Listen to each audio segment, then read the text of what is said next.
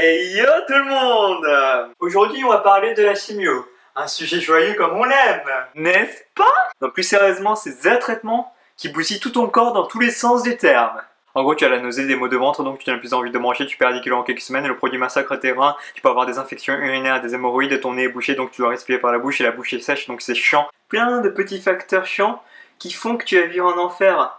Je préfère être sincère par rapport au sujet, car dans tous les cas, tu vas en chier. Arrête de dire tout le temps chiant, c'est chiant à la fin. Après, tout dépend de comment ton corps va réagir. Il y en a qui résistent mieux que d'autres, comme les Russes qui résistent mieux à l'alcool que les Asiatiques. Non, c'est faux. Il existe plusieurs types de chimio. Pour mon cas, j'en ai eu deux. Une que j'appelle petite chimio et l'autre grosse chimio. Avant de parler des deux types de chimio, je vais tout d'abord parler de sa fonction. Pour faire court, c'est un produit qu'on injecte dans ta veine plusieurs heures et ça détruit les cellules cancéreuses mais aussi ton système immunitaire comme les globules blancs et les plaquettes. En gros, c'est un bulldozer qui évacue tout sur son passage. N'empêche, ce n'est vraiment pas pratique d'avoir une piqûre sur le bras toute la journée. Alors on m'a mis une boîte ici qu'on appelle le pack ou le cathéter qui est directement relié à une grosse artère. Et tac! La magie du montage. Vous voyez le petit cesson, le troisième téton, enfin appelez comme vous voulez, hein. Bah, c'est ici qu'on pique l'aiguille.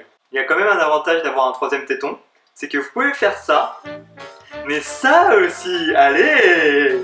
C'est super gênant si quelqu'un rentre à la maison maintenant et de me voir dans cet état, torse nu face à la caméra. Ne vous inquiétez pas, je vous montrerai le bas dans une prochaine vidéo. Maintenant je reviens à l'histoire des deux types de chimio. J'ai commencé par la petite qui s'appelle méthotrexate. Je sais, c'est un nom barbare comme tous les noms des médicaments. Mais celle-ci a la particularité d'être jaune fluo. Du coup, quand tu pissais là, c'était jaune fluo. C'était comme si t'avais un sabre laser jaune au bout de ta... Pendant 4 heures, il t'injecte la chimio dans ton corps. Mais il a aussi la particularité de bousiller tes reins. Du coup, pour les protéger, il t'injecte le bicarbonate de sodium. La chimio en soi n'a aucun effet. Mais le bicar... Déjà, à cause du bicar, j'avais super soif. En moyenne, je buvais 2 canettes de Sprite et 3 canettes d'Asti. Bon, là j'ai que des canettes de bière, mais vous imaginez la situation, non? Bonjour le cholestérol! Mais y a pas que ça. Non. Sinon ça aurait été trop simple. Non, en plus de ça, tu as vu aussi les maux de tête, le vertige, et les mains tremblent comme des feuilles. Mais heureusement, les effets du bicard s'estompent au bout d'1 litre de flacon. Oui, on te met bien 1 litre par jour. La chimio, c'est que pour le premier jour. Après, durant 4 jours, on te met que du bicard pour évacuer justement celle-ci. Mais elle permet aussi de faire une couche protectrice de tes reins, car la chimio attaque cette zone à donf. Pour savoir si tes reins sont bien protégés, les infirmières mesurent le pH de ton urine. Décidément, la pisse a un rôle majeur durant la chimio.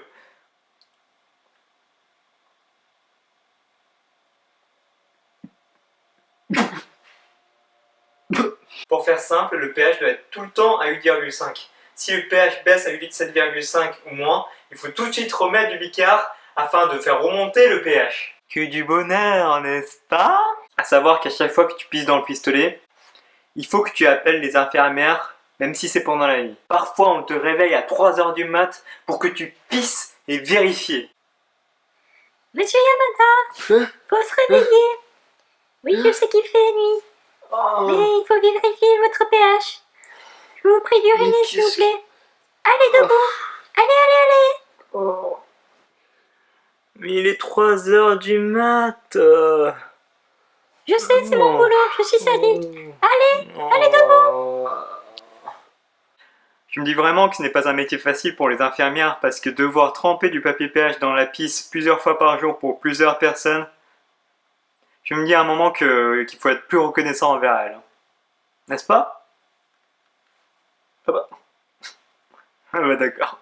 D'ailleurs, je parlerai des relations infirmière-patient plus en détail sur une autre vidéo, mais avant cela, je vais vous parler de la grosse chimio.